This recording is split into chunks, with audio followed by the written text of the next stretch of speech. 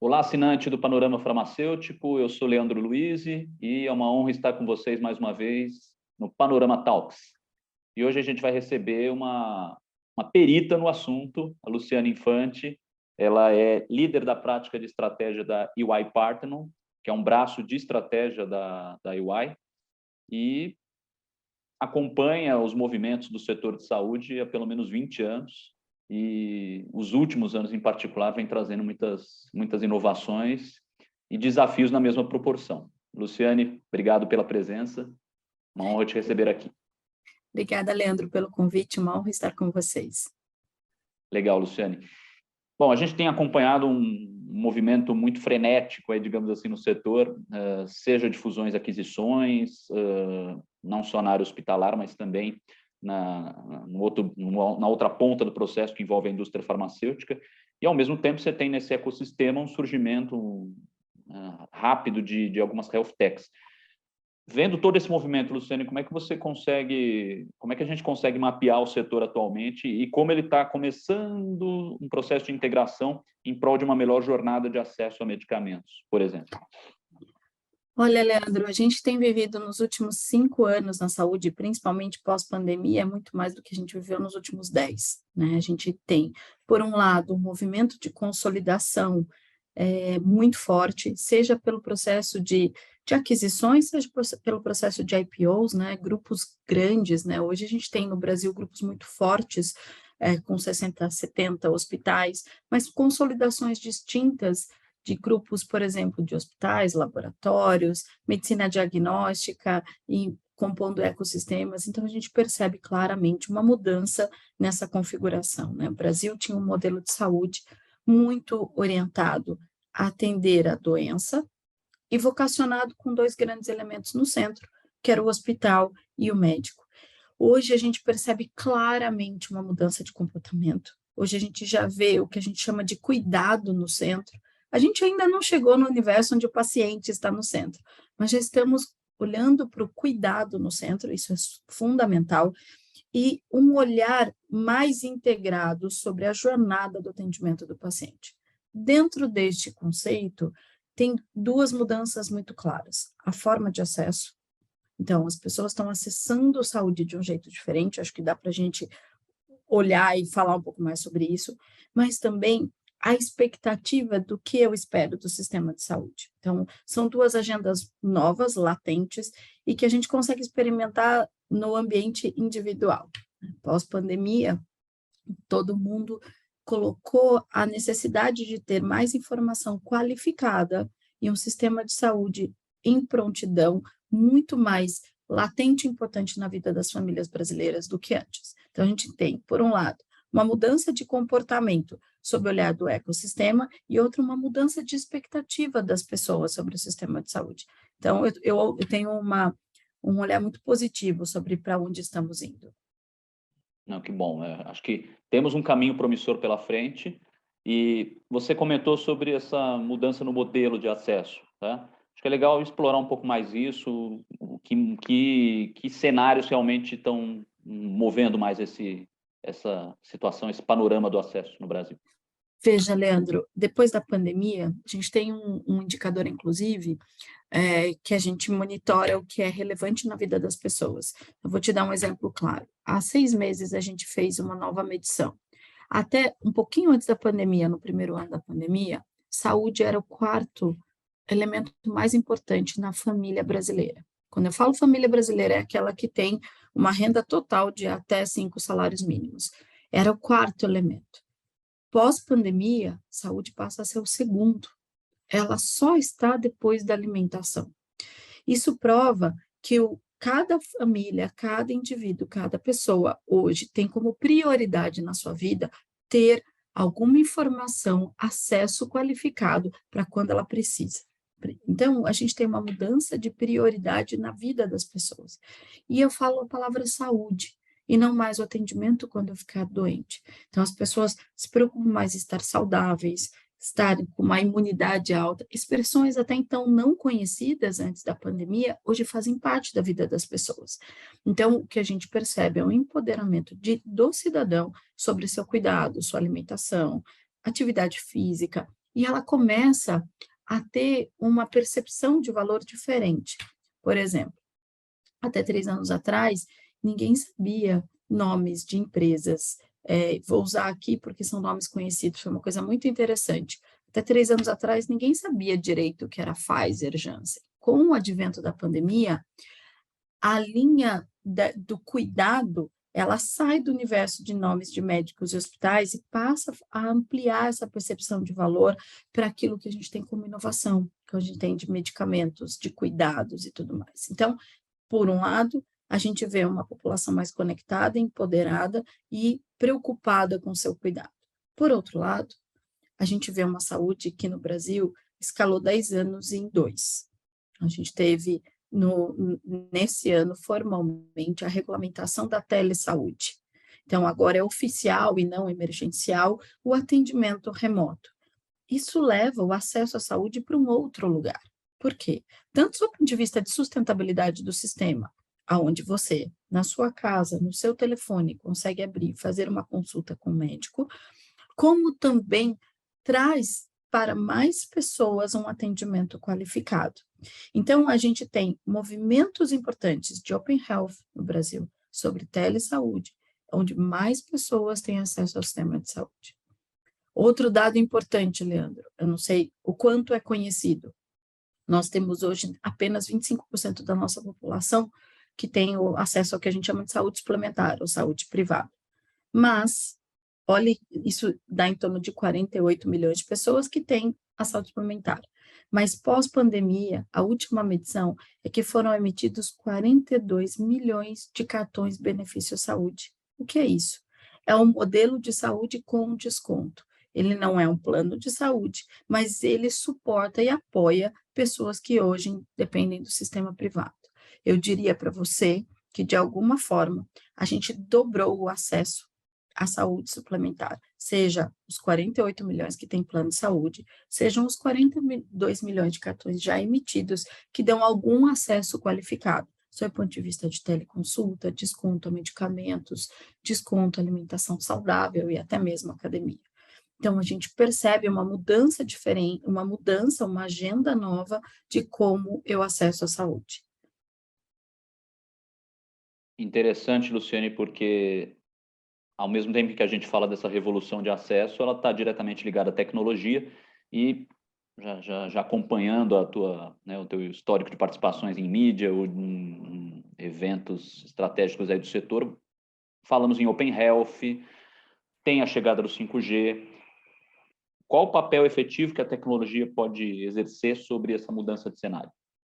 Levar saúde de qualidade para todos os cidadãos brasileiros. É isso que ela se propõe. A gente vê a telesaúde evoluindo e amadurecendo tanto no âmbito público quanto no âmbito privado. Mas quando a gente pensa em telesaúde, a gente pensa numa consulta médico-paciente, mas é muito mais do que isso, Leandro. A gente hoje olha para o movimento na saúde como aconteceu com o banking há alguns anos atrás, né? Então, Open Health vem com uma maturidade depois do movimento de abertura do Open Banking, Open Insurance, e agora a gente tem esse movimento que consolida o quê? A integração dos seus dados de saúde, seja atendido no sistema público ou no sistema privado.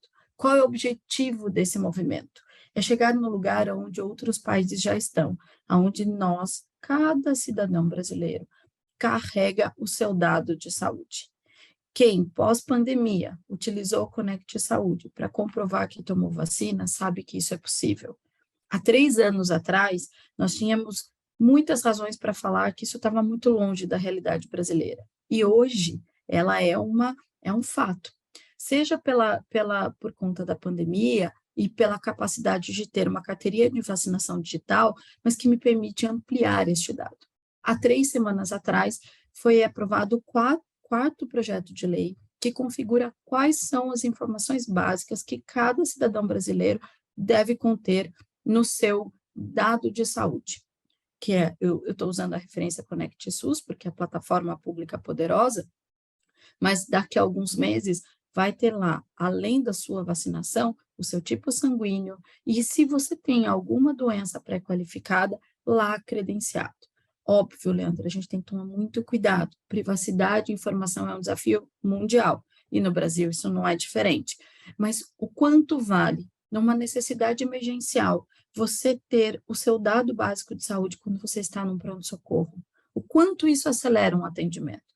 O quanto acelera acesso, se você tem uma doença pré-qualificada, o que a gente chama de uma patologia pré-qualificada, diabetes, pressão alta ou uma doença degenerativa rara, por exemplo, e que este dado te facilita acesso a medicamentos, tanto no sistema público quanto no privado.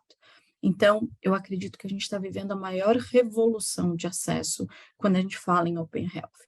Começamos em 2020, em outubro de 20, com a aprovação do movimento Open Health. E agora temos formalmente quais são as informações que você vai carregar junto com a sua carteirinha de vacinação. Quais são os próximos passos? Você empoderar e ser dono do seu dado de saúde. Você, o fiel depositário, poder carregar a sua informação para onde você for, para aquilo que você precisa. Então, isso vai te acelerar um atendimento emergencial, uma nova consulta com uma nova rede de saúde, migrando do público do privado ou do privado para o público. E isso gera que valor? Desonera o sistema. Por quê? Porque você já vai ter um conjunto de informações quando atendido. Acelera a definição do que você precisa, te permite, com acurácia, a ter acesso a medicamentos e cuidados que hoje requisitam prescrição e controle. E mais do que isso, você vai ter a capacidade de tomar a decisão de quem tem acesso às suas informações. Obviamente, Leandro, que isso vai provocar uma mudança muito importante de comportamento de consumo de saúde, mas a gente vai chegar lá. Assim seja, vamos esperar, né? Mas, Luciane, a gente sabe que eu já ouvi já ouvi um executivo uma vez participar do programa, falei, quem disse que inovar seria fácil no Brasil, né? A gente tem N desafios, a começar pela nossa geografia, né? Nós estamos falando de um país com dimensões continentais, com desigualdades também no acesso, e ao mesmo tempo, você tem ainda uma integração muito incipiente no setor, né? A indústria farmacêutica ainda era muito detentora até então da informação sobre o medicamento, e a informação sobre o paciente ela ficava em outra esfera, né? Ela, sem uma integração devida. E, ao mesmo tempo, você tem uma pressão sobre custos cada vez maior. Como resolver essa dicotomia? Como você vê esse cenário?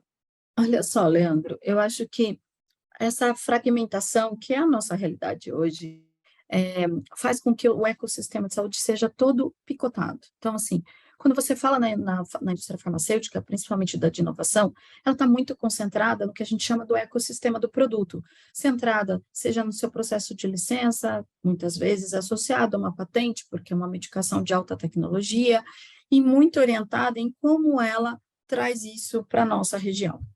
Só que ao ecossistema do produto, que é onde está o medicamento, a molécula, aquela tecnologia que foi desenvolvida para suportar e atender um beneficiário, está distante do que a gente chama de jornada do paciente. Por quê?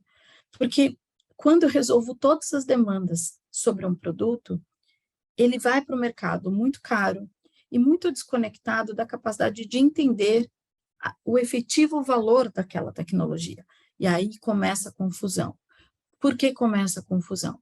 Porque a gente tem uma agenda de preço e não uma agenda de valor. Em outros países, a gente já tem uma visão de inovação um pouco mais madura. O quanto vale um novo medicamento, uma tecnologia? E como mede isso? Pela capacidade de restabelecer o indivíduo, por quanto eu acelero esse indivíduo a voltar para a sua vida e ter capacidade de trabalho, de cuidar da família, de consumir. Então, o Brasil ainda é muito carente de uma visão onde a inovação impacta em valor. A gente ainda tem uma percepção de inovação como algo muito caro e pouco acessível. Isso está diretamente relacionado à falta de integração da informação, porque muitas vezes você tem um medicamento, uma tecnologia ideal para o Leandro, que vai funcionar para o Leandro. Mas, primeiro, aonde está o Leandro? Segundo, por que é importante para você? Terceiro, quando você consome um medicamento de alto custo, que é esse valor para você, para sua família e para a sociedade? Então, quando eu falo em valor, Eu saio da agenda do quanto custa, mas vou para um lugar do quanto impacta a vida do indivíduo. Óbvio, a gente tem que pensar isso numa agenda sustentável, né? O mercado de saúde e principalmente o modelo de financiamento de saúde, a gente sabe que enfrenta desafios enormes. Como você mesma falou, 220 milhões de pessoas num país de distâncias continentais, com ausência de especialistas em todo o território brasileiro, e ainda mais a tecnologia ganha força para você saber aonde estão as pessoas e o que elas precisam. Mas quando eu identifico aonde estão as pessoas e o que elas precisam, eu também tenho que identificar, quando eu encaminho uma tecnologia de alto custo, qual é o valor que ela está gerando para aquela pessoa. Então, em outras agendas, a gente olha uma alta tecnologia, que tem um alto custo, porque ela é fruto de um programa árduo de pesquisa e desenvolvimento, mas que vai fazer uma retomada rápida de trabalho, vai conter uma condição endêmica, vai trazer valor para a sociedade. Então, eu sou muito esperançosa, dizem que eu sou uma pessoa muito otimista, mas para quem trabalha 20 anos da saúde, eu consigo dizer para você que eu acumulei pequenas vitórias no processo de transformação. Mas hoje a gente tem que fazer algumas trocas importantes de discussão. A gente tem que sair da discussão da escassez para a discussão de valor. A gente tem que sair da agenda do isso é muito caro para isso gera um grande impacto para a sociedade, isso gera um grande impacto para os indivíduos. Como eu viabilizo isso? Essa é a conversa que a gente está tendo agora. Se você perceber, estamos aqui conversando sobre ecossistema de saúde e não mais sobre hospitais, indústria farmacêutica e médicos. A gente já está amadurecidos olhando para um ecossistema. Qual que é o próximo passo? Olhar a partir do paciente, olhar a partir do indivíduo. E aí a gente consegue ter uma inversão e uma fala mais estruturada.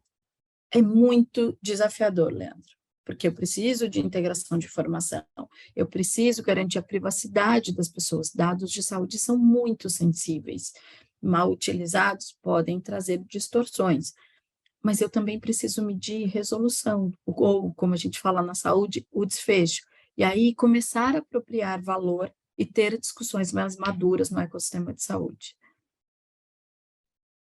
A gente, né, quem disse que seria fácil, né? A gente sabe, mas sou esperançoso como você, porque a gente está aqui há um pouco mais de 40 edições do programa comentando sobre isso, sobre acesso, as dificuldades dessa jornada, mas como ela pode evoluir de fato para, como você falou, né? É muito mais do que uma mudança tecnológica, é muito mais do que uma mudança em negócios, né? Mas uma mudança envolvendo cultura, né? E a gente sabe que não são algumas pedras que precisam ser quebradas nesse cenário, mas há muito que fazer, mas contribuições como a sua vão ser muito valiosas aí para o futuro desse ecossistema.